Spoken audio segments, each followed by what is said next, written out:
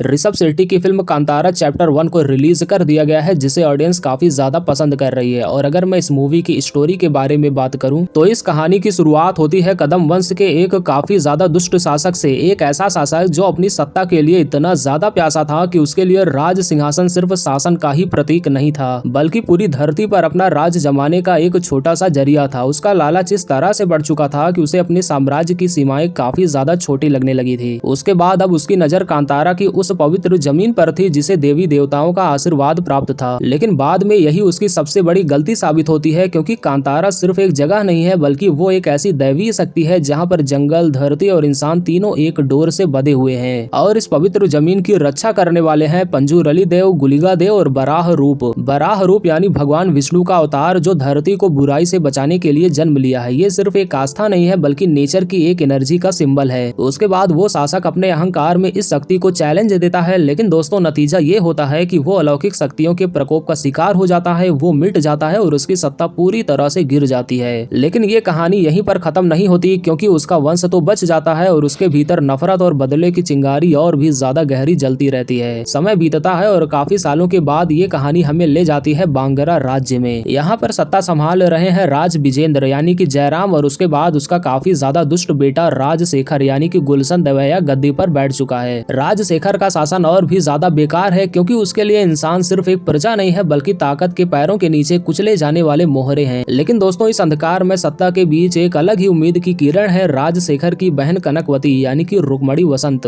कनकवती न सिर्फ काफी ज्यादा सुंदर और बुद्धिमान है, बल्कि खजाने की देखभाल भी उसी के हाथों में है। वो कहीं न कहीं अपने पिता और भाई की नीतियों से सहमत नहीं है। इधर दूसरी ओर कांतारा की धरती पर जन्म लेता है बेरेमी यानी कि ऋषभ शेट्टी, एक ऐसा लड़का जिसके भीतर अपने पिछड़े और शोषित कबीले के लिए बदलाव लाने के लिए एक बहुत ही ज्यादा गहरी आग है। बेरेमी सोचता है कि कांतारा की उपजाऊ धरती और जंगल से निकली औषधीय जड़ी बूटियां और अनाज उसके समुदाय की किस्मत को हमेशा के लिए बदल सकता है। उसका सपना है अपने कबीले को गरीबी और शोषण की जंजीरों से मुक्त करना। लेकिन दोस्तों उसके सपनों के ये रास्ते इतने भी ज्यादा आसान नहीं है। जब बेरेमी और उसका कबीला बंदरगाह पर व्यापार करने के लिए, बिजनेस करने के लिए पहुंचता है, तो उसका सामना होता है बांगरा के शासक वर्ग से। और यहाँ से शुरू होता है टकराव। एक तरफ बेरेमी के सपने और दूसरी तरफ शासकों का लालच, और तीसरी तरफ कांतारा का वो अदृश्य जो अलौकिक शक्तियों से घिरा हुआ है। धीरे धीरे ये स्ट्रगल सिर्फ व्यापार या सत्ता की लड़ाई नहीं रहता, ये बन जाता है मानव सत्ता और दैवीय सत्ता का एक बहुत ही ज्यादा भयंकर युद्ध। जैसे जैसे कहानी आगे बढ़ती है, हमें ये महसूस होता है कि ये सिर्फ इतिहास या फिर कोई मिथ नहीं है, बल्कि एक दार्शनिक यात्रा है जो हमें बार बार ये याद दिलाती है कि धरती किसी की जागीर नहीं है, वो सिर्फ उन्हीं की है जो उनकी रक्षा करते हैं। और यहाँ से शुरू होती है कांतारा की असली आत्मा, एक ऐसी गाथा जिसमें सत्ता, लालच, बलिदान, आस्था और नेचर सब कुछ एक साथ टकराते हैं। तो दोस्तों अब यहाँ पर सबसे बड़ा सवाल तो यही है कि क्या बेरेमी अपने लोगों के लिए न्याय दिला पाएगा? क्या अलौकिक शक्तियाँ एक बार फिर से अत्याचारियों को सबक सिखा पाएंगी? और क्या कांतारा की ये पावन धरती एक बार फिर से शांति पा सकेगी? इन सवालों के जवाब छिपे हुए हैं कांतारा चैप्टर 1 की काफी ज्यादा रोमांचक और रहस्यमयी कहानी में। दोस्तों डायरेक्टर ऋषभ शेट्टी की फिल्म कांतारा चैप्टर 1 की शुरुआत एक वॉइस ओवर से होती है, जो ऑडियंस को एक रहस्यमयी बैक स्टोरी की ओर ले जाती है। ऋषभ शेट्टी अलौकिक दुनिया की बुनावट में समय लगाते हैं, जिसकी वजह से स्टार्टिंग का हिस्सा थोड़ा सा खिंचा हुआ सा महसूस होता है। पहले पार्ट में काफी ज्यादा हैरेसमेंट, इमोशंस और कैरेक्टर्स की स्थापना पर ध्यान दिया जाता है, लेकिन इंटरवल के बाद ये कहानी अचानक से स्पीड पकड़ती है और ऑडियंस के सामने एक ऐसा विजुअल ट्रीट करती है जो अंत तक उन्हें बांधे रखता है। हालांकि इस मूवी का रन टाइम तो काफी ज्यादा लंबा है, लेकिन मानना पड़ेगा कि ऋषभ शेट्टी की यह दूसरा प्रोडक्शन एक फिल्म के नजरिए से भी ऊंचे पायदान पर नजर आता है। ये मूवी सिर्फ असत्य और सत्य के संघर्ष तक ही सीमित नहीं रहती, बल्कि अमीर, गरीब, शांति, क्रोध, सभ्यता और जंगल जैसे काफी ज्यादा रोमांचकारी अंदाज में अपनी इस मूवी को पेश करती है। चाहे गोरिल्ला स्टाइल की फाइट हो, रथ के बेकाबू हो जाने वाला सीन हो, या फिर क्लाइमेक्स का ढांसू एक्शन सीक्वेंस हो, हर पल आप लोगों को काफी ज्यादा कमाल की सिनेमेटोग्राफी, शानदार वीएफएक्स, विशाल सेट्स और महाकाव्य शैली में गढ़े गए एक्शन सीन्स से सजा हुआ नजर आता है। इन सब में बैकग्राउंड स्कोर और गीत न सिर्फ ये इजाफा करते हैं, बल्कि पूरे एक्सपीरियंस को और भी ज्यादा हाई लेवल पर लेकर जाते हैं। इसके अलावा इस मूवी की न्यू एडिशन रुक्मणी वसंत ने न केवल अपनी खूबसूरती से स्क्रीन पर चार चांद लगाती हैं, बल्कि अपने कैरेक्टर्स में आए ट्विस्ट से ऑडियंस को काफी ज्यादा शॉक करती हैं। राजशेखर के रूप में गुलशन दवैया अपनी काफी ज्यादा विशिष्ट शैली से कहानी को मजबूती देते हैं, तो वहीं विजेंद्र भी अपनी कैरेक्टर्स से काफी ज्यादा हैरान करते हैं। तो दोस्तों अगर आप लोगों को काफी ज्यादा मिस्टीरियस, पौराणिक लोक कथाओं पर बनी दमदार फिल्में देखना चाहते हैं और अगर पर्दे पर कुछ ऐसा एक्सपीरियंस करना चाहते हैं जिसमें भव्यता की काफी ज्यादा अलग ही कहानी होती है, तो मुझे ऐसा लगता है कि ये फिल्म आपको जरूर देखनी देखनी चाहिए। तो दोस्तों बस आज के लिए बस इतना ही, मिलते हैं किसी दूसरी वीडियो में किसी दूसरे टॉपिक के साथ।